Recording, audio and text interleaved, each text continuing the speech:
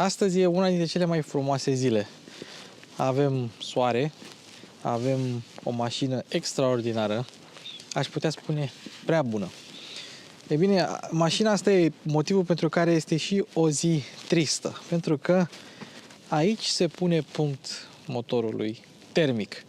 Tot ceea ce înseamnă evoluție în motorsport, motoare, țipătoare, aspirate, greutate redusă, non-electrificare, non-hibridizare, aici se termină. Ăsta este motorul de pe GT3 RS, de pe 911 ST, de pe GT3.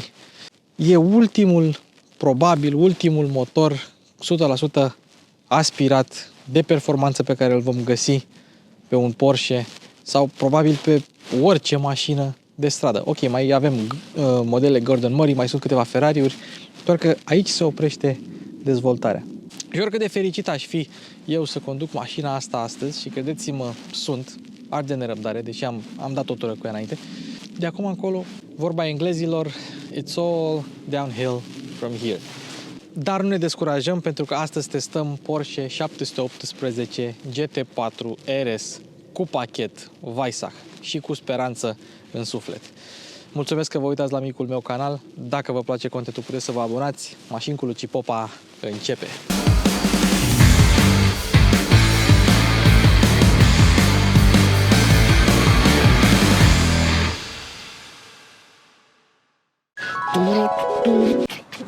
Ce faci, băi, Lucică? Ți-ai luat permisul? Bă, încă nu învăț să mi-l iau, abia aștept să mi-l iau. Păi de ce nu ești în casă să înveți? Păi bă, nu mai trebuie să învăț, că am aplicație aici, aplicația DriveRo. DriveRo, ce aplicație e aia? Bă, e o aplicație care are nota 4,8 pe App Store, merge și în Google Play și este aplicația perfectă de chestionare auto pentru cei care vor să-și ia permisul, ca mine. Poate într-o zi o să mă fac jurnalist auto sau vlogger, ca Shelly. Și partea cea mai mișto este că are și întrebări pentru B, pentru A, pentru C, pentru E, pentru toate categoriile. Și îți simulează niște examene și întrebările nu se repetă până nu se termină cele 1200 de întrebări. Bine, asta la 1200 doar la B, dar vă dați seama câte mai sunt și la celelalte categorii. Și dacă tu știi, de exemplu, semnele de circulație de ale, ai prost pe mecanică, pe conduită preventivă și le greșești pe alea, după aceea îți dă întrebări din acele categorii ca să înveți mai bine. Sau poți să intri tu după aceea la categoria X și să repeți întrebări din acea categorie. De exemplu, sensuri giratorii. Cine n-a mai inventat sensurile giratorii n-a fost sănătos la cap? Wow! Pot să mă programez la examen direct din aplicație. Incredibil! Și când am avut nelămurire, am intrat pe grupul de Facebook al aplicației și m-am lămurit, băieții, imediat. Și de unde știi când ești pregătit să dai examenul? Păi este simplu, că are un algoritm care, în funcție de activitatea ta de pe aplicație, îți spune șansele tale de promovabilitate. În momentul în care ai 75% șanse de promovabilitate, te duci la examen ca bossul, așa cum o să mă duc și eu în august 2009. Și dacă ești babalâc așa pe la 25-27 de ani și îți ia poliția permisul și ai nevoie de redobândire, e bună aplicația și pentru asta. În cazul ăsta, mult succes la examen, băi, Lucică! Mulțumesc și pentru voi, linkul în descriere cu aplicația DriveRo. Baftă la examen! Uhu, ne vedem pe șosele în 2010! Copilul preferat al lui Porsche mereu a fost 911 și dacă vreți să vedeți un clip bombă, intrați pe canalul meu și vedeți clipul meu cu 911 Carrera T. Am condus toate generațiile Porsche 911 în Germania, toate cu combustibili sintetici alimentate. Foarte mișto clipul, recomand. Însă, de-a lungul anilor, cei de la Porsche au încercat să facă diverse modele satelit în jurul lui 911. 914, 924, care trebuia să fie un Volkswagen, ok, 944, 968. Iar în 1996 s-a născut o mașină Roadster cu motor median. Mașina care a scos oarecum Porsche dintr-un oarecare faliment. A fost un succes. Semăna foarte mult cu 911, 996, aveau cam același bot, farurile alea de ochi, să spunem așa. Și Boxster venea de la motorul Boxer, evident o tradiție Porsche, și Roadster. În 2005, cu a doua generație a lui Boxster, a apărut și Cayman. Cayman, care nu vine de la insulele Cayman, vine de la crocodilul Cayman, care este un crocodil foarte agil. Odată cu acest Cayman, mașina a devenit un pic mai rigidă din punct de vedere torsional și un pic mai capabilă din punct de vedere dinamic și s-a apropiat mai mult de 911, de 997 la vremea respectivă. Și de-a lungul generațiilor, 986, 987, 981, etc. Cayman s-a apropiat foarte mult de 911 cu al său layout cu motor montat central, însă cei de la Porsche, evident, nu au vrut ca acea mașină să ajungă vreodată la capabilitățile din 911 ca să nu fure din clienții modelului emblematic. 981, adică fostul Cayman, a avut o versiune GT4, la fel cum are și 982. Însă, 981, adică fostul Cayman, a avut o versiune GT4, superbă. Însă, nu a existat niciodată un RS, tocmai ca să nu se apropie de 911. Însă, acum, când ne apropiem de finalul unei ere, Porsche i-a dat dreptul lui Andreas Pröninger, șeful diviziei GT, să-și dea frâu liber imaginației. Și aici avem cel mai capabil model cu motor median făcut vreodată de către Porsche. Și aici nu mă refer la modele precum 918 Spider sau Carrera GT, nu. Mă refer la modele care nu s-au făcut într-o ediție limitată și n-au costat $500.000. Mă refer la modele normale.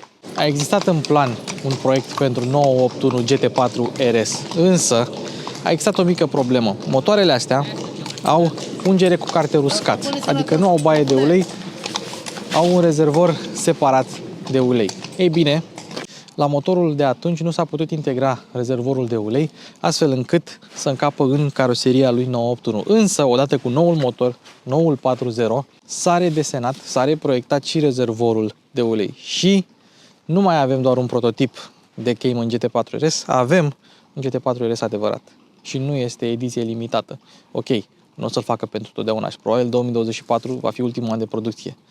Dar cine dorește poate să comande una. Și cine are posibilitatea să comande una, n-are motiv să nu o facă. Uitați-vă la monstrul ăsta. Și mă refer la monstru, mă refer la dinozaur, nu mă refer la motoraș. Glumesc. Adevăratul monstru este motorul și este cel ce ne va lipsi în viitor. Ultima generație de motor aspirat, sau hai să nu zicem ultima, dar cea mai nouă generație de motor aspirat de la Porsche. Și deși nu mai are legătură cu vechiul motor Metzger de 4 litri, tot este o capodoperă. Boxer 6 aspirat, însă, în general, la un motor aspirat, se spune că presiunea din interiorul cilindrilor este presiunea atmosferică. Însă, la un motor aspirat de performanță, poți să ai cu 10 sau 15% mai multă presiune decât cea atmosferică în cilindri. Iar motorul de pe Porsche este unul din aceste motoare. Cum au reușit să facă asta? Simplu, mașina are 6 clapete de accelerație, 2 supape de rezonanță și are și o galerie de admisie variabilă. Și astfel au reușit să controleze împreună cu distribuția variabilă presiunea din admisie și astfel, în anumite condiții, în special la turații mari, poți să ai mai mult de presiune atmosferică în cilindri și astfel să ai mai multă putere, mai mult cuplu, un răspuns mai bun la accelerație. Iar asta nu e totul, pentru că mașina vine, am spus, cu ungere cu carter uscat, însă rezervorul are 7 scavenge pumps, 7 pompițe din care culege uleiul. Pentru că în anumite viraje, uleiul se duce tot într-o parte și atunci trebuie luat dintr-o anumită parte. În alt viraj, la fel, pe accelerație, în altă parte. Și are 7 pompițe. Evident, avem injecție directă și pentru a se tura la 9000, deci motorul ăsta se turează la 9000. Spuneți-mi ultima dată când ați mers voi cu o mașină, nu motocicletă, care se tura până la 9000 de ture. Cum au reușit acest lucru? Simplu. Un alezaj foarte mare și o cursă foarte scurtă. Similar cu fostele motoare V10 sau V8 de Formula 1. La motoarele aspirate, cam asta este rețeta. Cu cât mărești turația, cu atât mărești și cuplu și puterea. Și unii ar putea spune, dar nici aici n-au vrut să-l facă la fel de bun precum 911, pentru că nu are 510 cai putere cât are GT3, deși are același motor. Are mai puțin, are 500. Este și asta un adevăr, însă cei de la Porsche au o explicație. Ca să poată să monteze motorul ăsta median, a trebuit să-l întoarcă față de 911 și astfel au o evacuare mult mai lungă și dacă ai o evacuare mult mai lungă, evident cu filtrul de particule în 2023-2024, atunci pierzi 10 cai putere. 8400 de rotații pe minut, acolo mașina dezvoltă puterea maximă. Deci tu, dacă ai mașina asta și te lauzi cu ea, are 500 de cai putere și schimbi la 8300 de ture de fiecare dată, tu niciodată nu o să folosești 500 de cai putere. Wow! Iar cuplu maxim, 450 Nm, care este un cuplu foarte bun. Țineți minte, mai mult de 100 Nm per litru înseamnă că e un motor foarte bun. La 6750 de rotații pe minut. Și credeți-mă, puteți să ajungeți foarte ușor la acele turații, pentru că, spre deosebire de GT4, care poate veni cu o transmisie manuală cu 6 rapoarte sau PDK, dublu ambreiaj cu 7 rapoarte, GT4 RS vine doar cu PDK cu 7 rapoarte. Păcat. Aia puteau să o facă. E bine, între cutia PDK de la GT4 și cutia PDK de la GT4 RS există o foarte mare diferență. Adică, asta se turează mai mult, ceea ce înseamnă că pentru a atinge aceeași viteză maximă, sau chiar una un pic mai mare, ai nevoie de o cutie mai scurtă. Și au scurtat rapoartele la drăcia asta la 140 la oră, ai 4000 de rotații pe minut. Da? Ceea ce înseamnă că la 8000 de rotații pe minut ai 280 de km pe oră. Mai adaugi încă 1000 până la 9000 și atingi viteza maximă de 315 km pe oră, pentru că ai 35 de km la oră per 1000 de rotații pe minut, înmulțit cu 9 vine 315 km pe oră și asta este una din puținele mașini care își atinge viteza maximă în ultima treaptă și la turația maximă. Deci în momentul în care tu ai ajuns între a 7 la 9000 de ture, ai viteza maximă de 315 km pe oră. Wow! Au făcut efectiv o mașină de curse din drăcia asta. Și mulți ar putea spune că este o mașină de curse pentru stradă, dar nu e. E o mașină de stradă foarte bună, care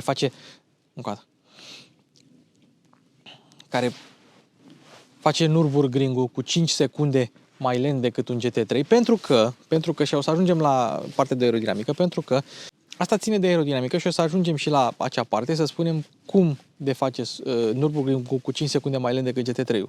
Dar ea este cu 24 de secunde mai rapidă decât un GT4 normal. Un GT4 normal care oricum este o mașină incredibil de rapidă pentru ceea ce oferă și are 80 de km în minus. Acum, dacă tot suntem la capitolul motor, vreau să vă arăt câteva detalii. În primul rând, unde completez ulei și lichid de răcire, adică apă, nu dorna la 2 litri. Observăm capacul motorului din fibră de carbon și pentru că asta este o mașină ce conține pachetul Weissach, avem acest roll cage din titan. Tot din titan este și evacuarea, pentru că în mod normal vine din oțel inoxidabil. Și ca să terminăm cu acest compartiment motor, hai să vă arăt și portbagajul. 125 de litri. Nu e mult, dar fiți fără griji pentru că mai este unul în față. Și dacă tot suntem la capitolul acesta, hai să-i facem și o pornire. Nu știu dacă avem cold start-ul.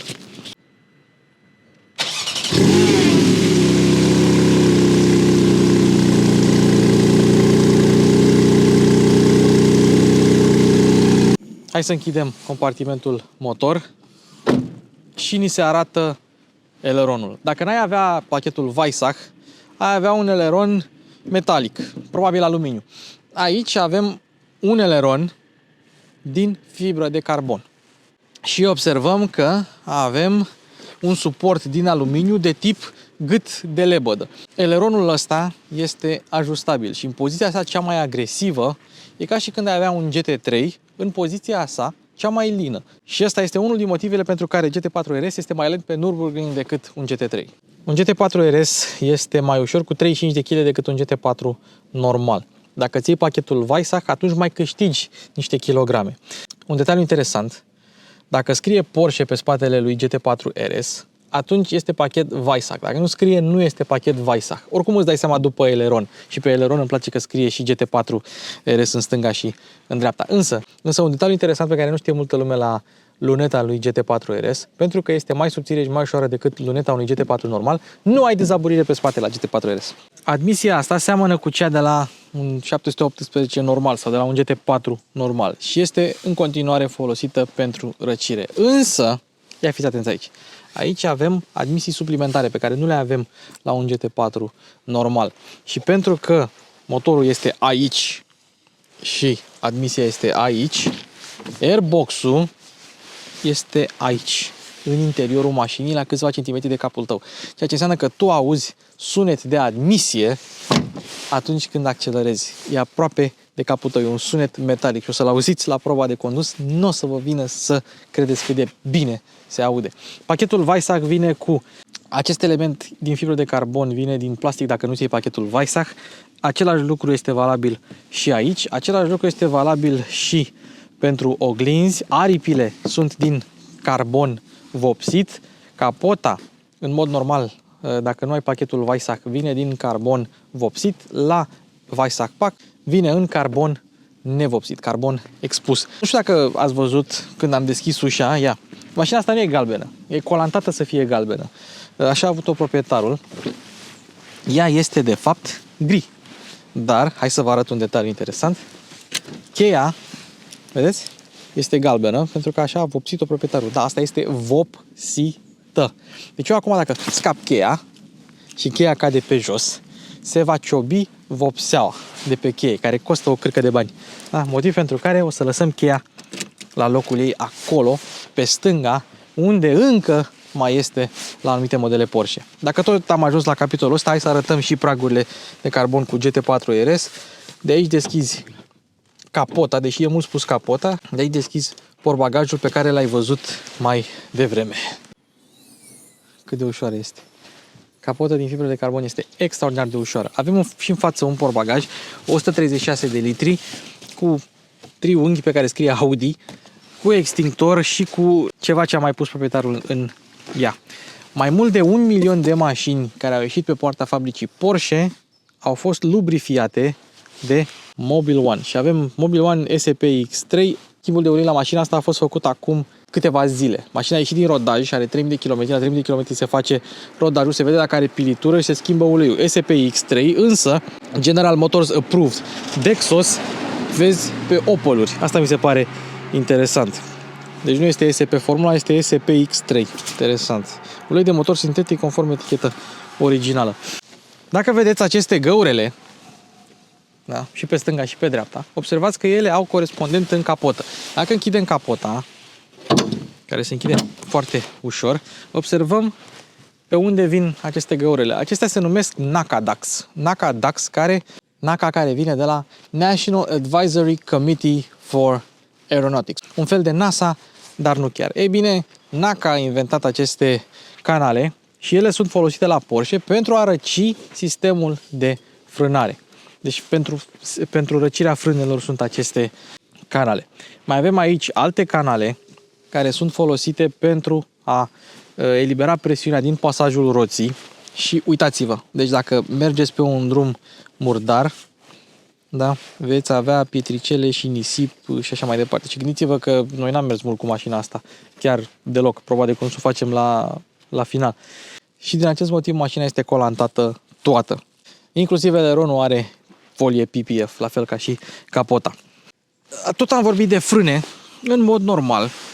Mașina vine cu frâne de 408 mm pe față cu 6 pistonașe și 380 mm pe spate cu 4 pistonașe. Dar, dacă dai undeva la 10.000 de euro, și cam asta e la Porsche, adică dacă vrei Weissach Pack 10.000, dacă vrei frâne ceramice 10.000, dacă vrei orice altceva e cam 10.000.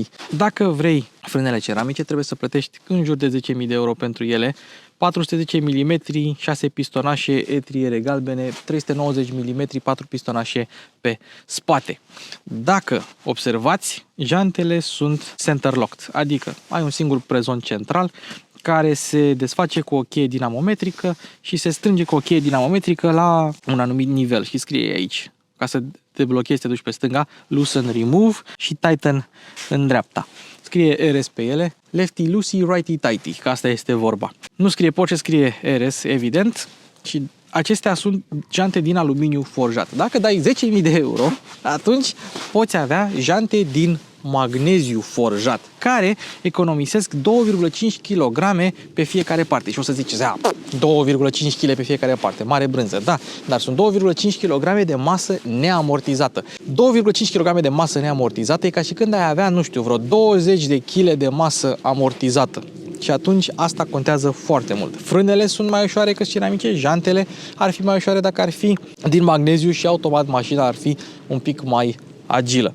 Aceasta este singura dotare care lipsește pe această mașină. Jantele de magneziu forjat, care costă o cârcă de bani. Undeva, cred că costă mai mult de 10.000 de euro dacă le vrei. Adică sunt scumpe rău de tot. Și știți ce e probabil cel mai interesant detaliu? Anvelopele.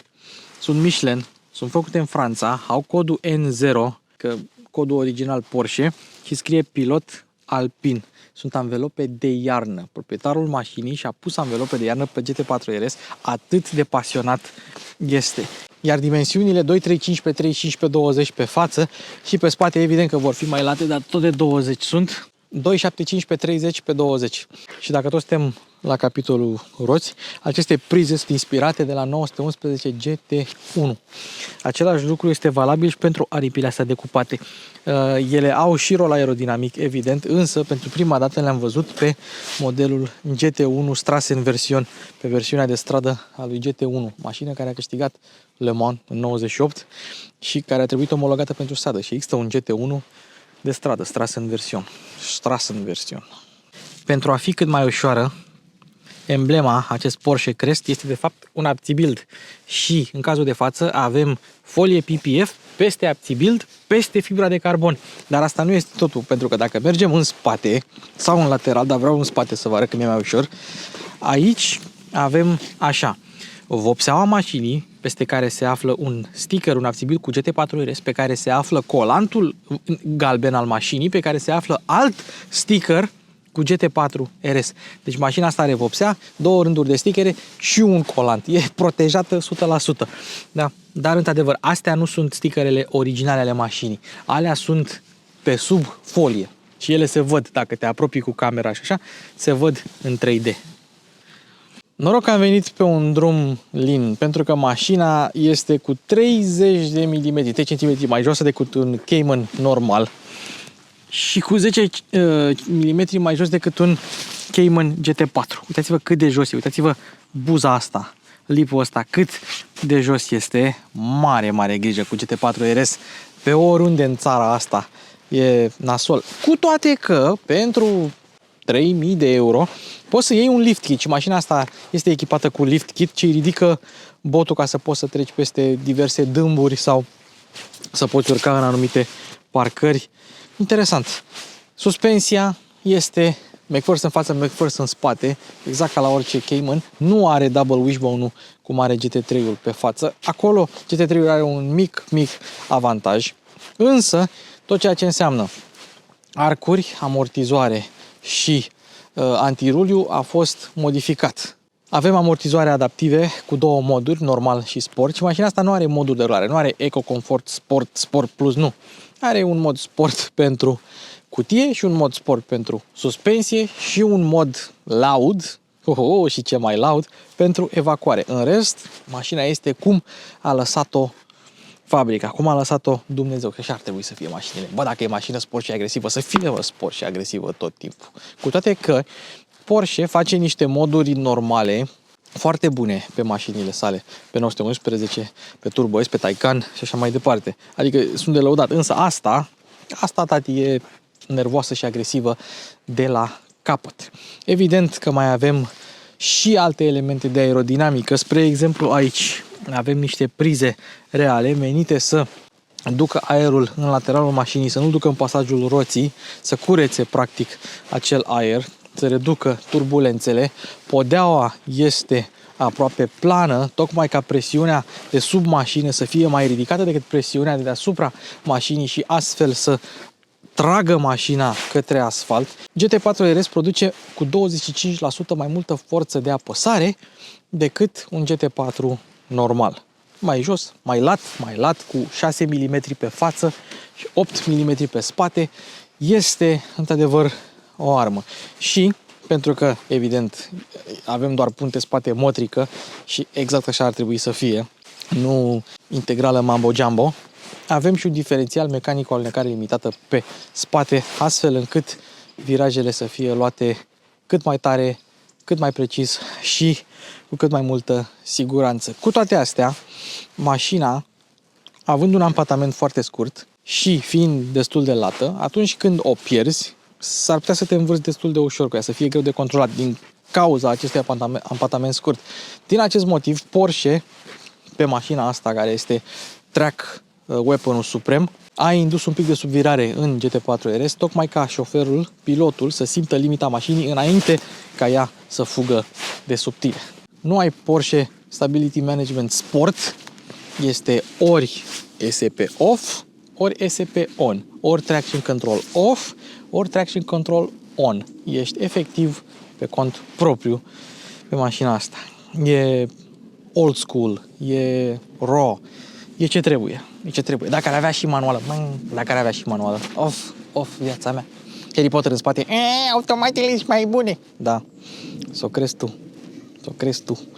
Da, tu care ții Harry Potter bagheta în mână, hocus pocus preparatul toată ziua. Nu. Așa și cu schimbătorul, focus s-a schimbat viteza. Nu se compară. Dar chiar și așa, demențială. Aici unde este admisia la un Cayman normal, este geam, ceea ce înseamnă că vizibilitatea are de suferit. Observăm că mașina e gri în culoarea de bază și cusăturile, din câte am înțeles, au fost schimbate de către proprietar. Acesta este mânerul de deschidere ușă, este textil pentru a fi mai ușor. În total, mașina cântărește 1415 kg, iar prețul de bază al mașinii, fără niciun fel de opțional, 141.500 de euro. Adică 100 de euro pe kil. Dacă pui ceva opționale, te duci în 150 de euro pe kil. Te poți duce la 200.000 de euro cu mașina asta. Și la mâna a doua e chiar mai scumpă. Hai să vă arăt scaunele, care sunt scaunele sport ce vin în standard pe mașina asta cu airbag integrat. Deci nu ai airbag-ul integrat în caroserie sau nu știu unde mai, airbag integrat în scaun. Sunt scaunele de pe 918 Spider, sunt scaunele fixe, dar care sunt reglabile pe înălțime electric. Și proprietarul și-a pus acest model pe scaun. Și-a retapizat el scaunul și și-a pus și niște pernuțe, da? Ca să poată să aibă ceva suport acolo, pentru că scaunele astea chiar sunt niște scaune rigide. Poți să-ți pui scaune sport, adică nu de-astea de curse, pe GT4 RS, însă, odată, ele sunt opționale, nu costă nimic în plus, dar sunt opționale și, în al doilea rând, e foarte greu să vinzi un Weissach Pack cu scaune normale după aceea. Nu mai cumpără nimeni, scade din valoare.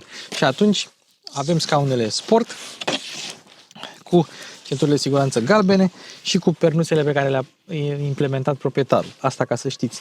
Și este un YouTuber, Intru Glass, Sam, și-a pus banchetă spate în GT3. Bine, asta aici n-ai unde să pui banchetă spate, că GT4 mereu a fost o mașină și Cayman mereu a fost o mașină cu două locuri.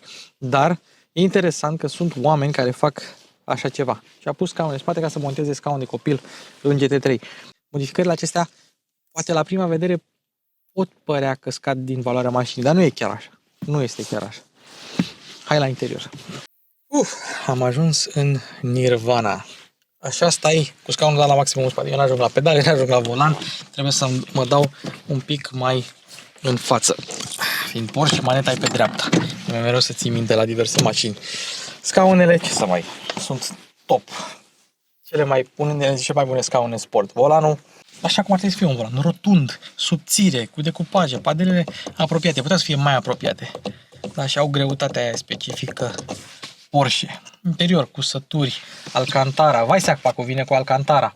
Cusăturile sunt puse de către proprietar. Fibră de carbon, totul original. Și, ia fiți atenți aici, suporturile de pahare. Așa cum vedeam și la 991. Torpedoul este unul normal cu USB. O să revenim la partea asta de conectivitate un pic mai târziu. Nu avem butoane. Da, gata. Hai că Harry Potter vrea să vă spun că avem și emblema Weissach RS aici. Volanul se reglează manual, cheia este pe stânga, evident, farurile sunt auto. N-am vorbit de faruri, sunt faruri cu LED Porsche Dynamic Light System Plus. Poți să alegi pe Cayman și faruri cu Xenon, dar proprietarul a vrut faruri cu LED pe mașină. Evident, ultimul lucru la care te gândești când îți configurezi mașina asta sunt farurile. Plafonul este din Alcantara, dar fiți atenți, Porsche nu mai lucrează cu Alcantara. Alcantara este o marcă înregistrată de la o firmă ce produce un material similar cu ăsta, o microfibră sintetică, doar că se numește Alcantara. Ei bine, Porsche lucrează cu Racetex, așa se numește acest material acum. Avem sistem de sonorizare Bose, avem, aici se vede, vitezometrul gradat până la 330, turometrul gradat până la 10.000 de ture și tabloul de bord, se văd acolo temperaturile și range-ul și avem și cameră de bord. Și-a montat proprietarul o cameră de bord acolo. Evident, pachetul Sport Chrono, care vine în standard pe GT4 RS, nu putea fi altceva. și climatizare automată, Porsche Communication Management pe care l-ați mai văzut pe generații trecute de 911. Nu prea ai ce să îi ceri, dar ai Apple CarPlay, ai Android Auto. Nu, scuze, ai Apple CarPlay, nu ai Android Auto. Deci trebuie să ai iPhone dacă vrei să meargă. Ai CD player, dar nu știu cine mai ascultă CD în ziua de astăzi. Partea bună este că odată ai CarPlay, 2, sistemul Bose se aude bine, 3, răspunde rapid. Dacă vrei să introduci carduri, ai aici carduri SD. Home, acesta este sistemul, tuner, media, phone, nav, sound, apps și car, unde avem consumul și ce v-am arătat mai devreme. Map pentru navigație, navigație dacă vrei să cauți o destinație, media, dacă vrei să te joci, telefon, sursă și radio. Dar majoritatea oamenilor vor merge pe Apple CarPlay, vor merge pe, era să zic pe Android Auto, nu, că n-ai Android Auto. Schimbătorul de viteze poate părea unul manual, dar este automat, însă măciuca zici că e luată de la o mașină manuală. Același schimbător de pe GT3, de pe GT3 RS, de pe GT3 Touring și așa mai departe. Avarii, încuiere, PDK Sport ca să schimbe mașina mai repede, suspensia Sport, SC Off, SC și Traction Control Off, evacuarea, lift kit-ul, auto start stop-ul și cam atât. Brichetă, avem și brichetă, ce e interesant, și aici avem un USB pentru conectivitate, dar și acesta este utilizabil pe post de conectivitate la Apple CarPlay, dacă dorești să ții telefonul acolo. În spate nu prea mai ai ce spațiu de depozitare, poate doar dacă e scund ca mine să pui o gentuță în spatele scaunului. Scaunele sunt din carbon, avem pilot automat, nu avem butoane pe volan, buton de comandă vocală și aici avem maneta de computer de bord. Cuplu, temperaturi, radio, drive time, consum, crono, GeForce, cuplu și așa mai departe. Mai avem celebrul Porsche Crest aici pe cotieră și cred că a venit momentul mult așteptat, momentul să o conducem. Apropo, oglinzile tot mici sunt. Am mai spus-o și la Boxster, o zic și acum, oglinzile tot mici sunt. Salut!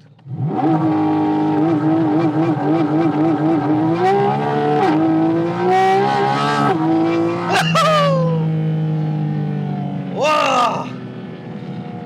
Mai bună decât o cafea!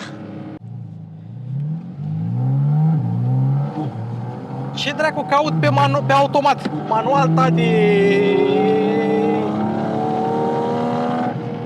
Asta a fost 5.000 de ture cu 20% pedală de accelerație. E foarte alunecos și trebuie să avem mare grijă cu mașina asta. Dar Dumnezeule, cum se aude! Auzi sunetul de admisie aici în spatele tău, ia fiți atenți aici.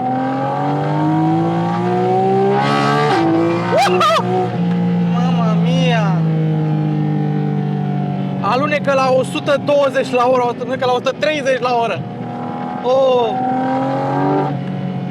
Trebuie să ai ceva rulmenți în instalație, să-i dai blană la asta în condițiile acestea. Dar acesta este motorașul. Aspirat 4 litri boxer cu admisie variabilă și injecție direct. Nici nu mă aud! Nici nu mă mai aud! Doamne! Oh. Ascultați aici! Ascultați aici simfonie. Îi dăm a 7-a, da? Fiți atenți, deci suntem între a 7-a la 70 la oră, da? Și acum, a 6-a 5 da? 70 în toate treptele.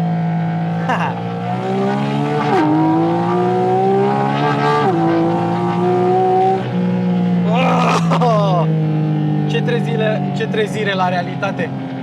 Băi, ce poziție la volan. Absolut perfectă. Și cu pernuțele astea mașina nu este rea deloc. Uite hoțul de lemne. Și cu pernuțele astea e ce trebuie. Nici nu e prea rigidă mașina. O să o las cu suspensia pe normal, pentru că cu ea pe sport, așa cum am pus-o acum, e un pic prea rigidă și nici drumul nu-ți permite. E mai mult de circuit.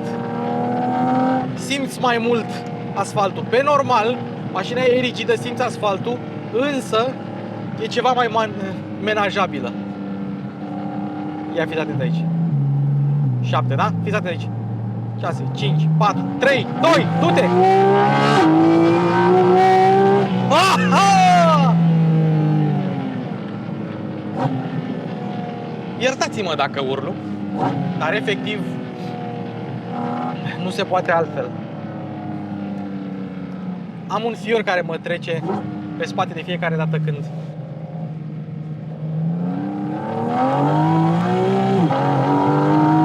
accelerez. Și trebuie să am mare grijă, pentru că deși avem pilot alpin pe mașina asta, apropo, dimensiunile mașinii sunt 2,45 pe față, 2,95 pe spate, pe vară, pe iarnă sunt 2,35 cu 2,75. Deci sunt și mai înguste. Și să am mare grijă, pentru că efectiv e scurtă, e puternică, vrea să fugă, vrea să ragă, dar piesa de rezistență e motorul ăsta. Așa cum se conduce, ce pot să spun? Direcția nu e la nivel de GT3. Wow, wow, wow! Doamne, pe mâzga asta e absolut incredibil de periculos să mergi tare. Dar direcția e ușoară, plină de feedback. Avem volanul GT Sport, care este rotund, mic și perfect. Telepatic o virez. Nu virează la fel de rapid precum GT3-ul și probabil nici ca GT3 RS-ul, dar pot să spun că e un pic mai echilibrată. Și da, e aspirată, da, are cuplu de 2000 diesel, dar nu contează, pentru că e mică, e ușoară, e înțepată, răspunde. Există electrice care nu răspund așa. Și da, treptele sunt mai scurte decât la GT4, dar ai 9000 de ture cu care să te joci. Și asta înseamnă că prins cu a doua, cu 100 și ceva, prins 120 cu a doua, 112, na. N-ai nevoie de mai multe trepte, te poți juca pe toată plaja de turații în treapta a doua.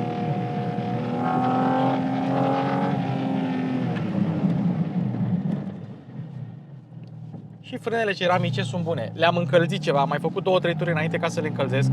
Sunt efectiv printre cele mai bune frâne pe care le poți cumpăra pe orice mașină, dar trebuie încălzite.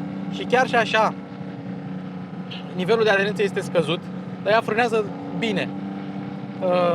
ABS-ul nu intră foarte devreme, dar și când intră e destul de eficientă mașina și frânarea în general, adică da.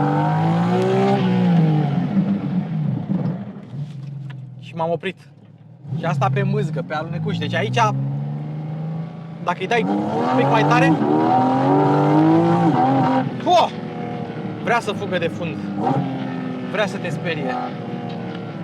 E mică, e nervoasă, dar e nervoasă în turele mari, pentru că în turele joase n-ai cuplu.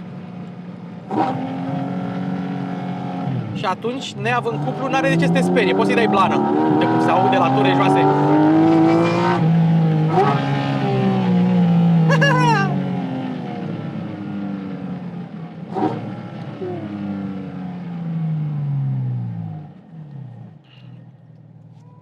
Mașina nu. Gata. Mașina poate trece peste dâmburi, nu lovește, dar cu toate astea am decis să ridic lift kit-ul ca să avem experiența și experiența asta, pentru că nu se știe cât timp vom mai avea mașini cu lift kit, mașini termice cu lift kit. După aceea poți să faci unul din două lucruri. Fie să cobori lift kit-ul, ceea ce vom face și noi acum. Ce rapid e. Fie să mergi un pic mai tare și atunci se dezactivează singur. PDK-ul ăsta pe sport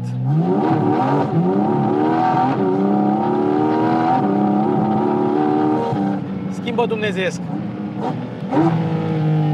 Mai ales pe retrogradare.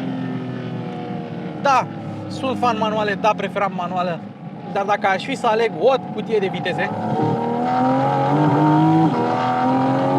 clar PDK-ul. Și pentru că ai un motor mare, nu simți lipsa aia de cuplu. Da, ok, n-are cuplu la turații joase. Până în 6700 n-are full Monty, cum s-ar spune, 6750. Nu, 450 Nm la 6750, dar fiind un motor mare, tot te împinge.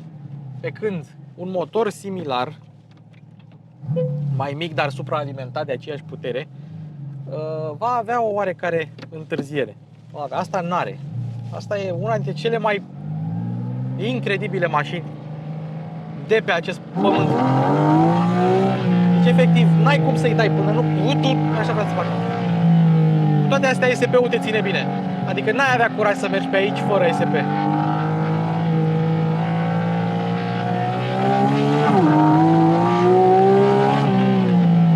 Ce eficient e pe frânare.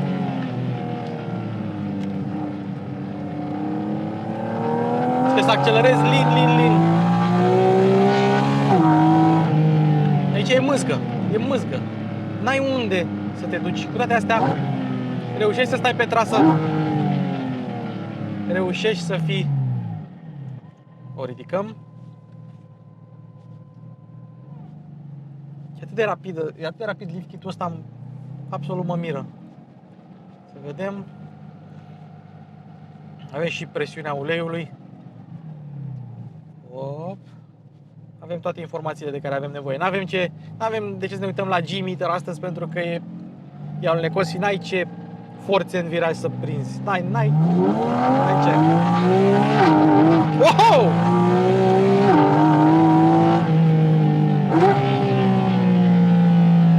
Ai, demențială. Ia, rămâneți cu mine câteva viraje, fără să vorbesc. Vreau să mă concentrez un pic la condus.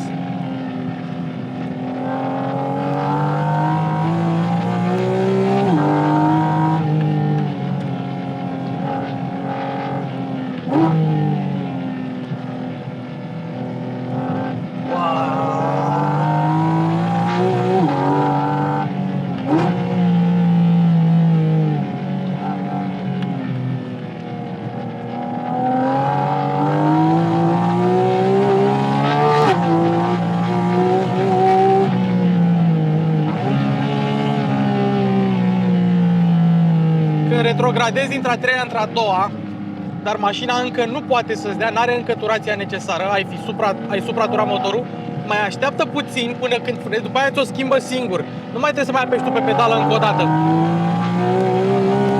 Hai de capul meu! Nu se poate așa ceva. Asta e una dintre cele mai tari mașini de pe pământul ăsta la ora actuală.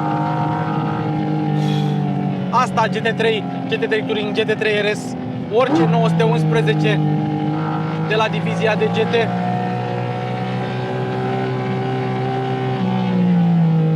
Acum, a pregătit a întâia, că era prea turată mașina, după aia mi-a dat-o. Hai totuși să mergem cu a doua, că cu a întâia mie că fuge.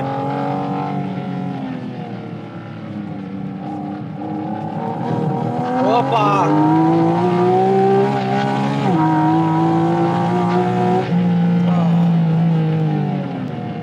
Asta pe Nürburgring cred că ar fi dumnezeiască.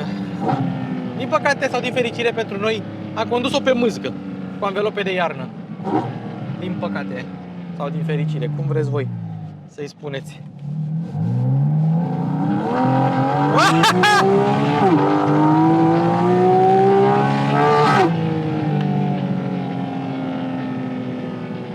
Ce să mai... E incredibilă. E incredibilă. E ultimul mohican, ultimul împărat, cum vrei să-i spui. Ultima încercare, ultima strigare, ultimul răget al motorului aspirat. Mulțumim Porsche pentru această ocazie. Mulțumim. Doamne, ce mașină! Doamne, ce bijuterie! 200.000 de euro! Ieftin. Ieftin ca Braga, ieftin. GT4 RS. Urmează GT3 RS. Nu știu când, dar urmează. Tot ce trebuie să faceți voi este să vă abonați la acest micuț canal. Vă mulțumesc, vă iubesc, vă mulțumesc. Fără ajutorul vostru eu n-aș putea să-mi trăiesc visul ăsta. Și n-am schimbat și eu ca omul din nucă. Păi, hai că nu încheiem clipul. Mai facem și câteva schimbări de dreapta așa. Wow!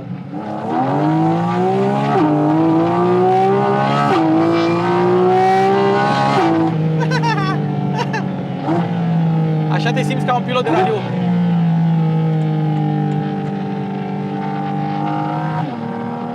Te simți ca Walter Roll. Pe o probă specială. Wow!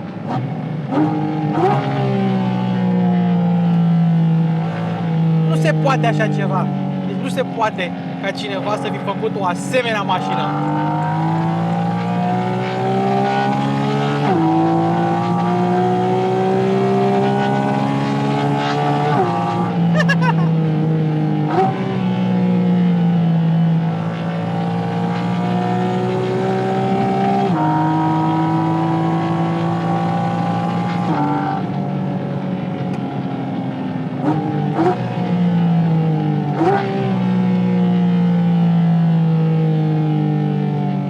Sper că v-a plăcut. Sper că v-a plăcut. Îmi tremură mâna. Îmi tremură mâna, este incredibilă. Vă mulțumesc încă o dată, vă iubesc. Mașini cu Luci Popa se încheie.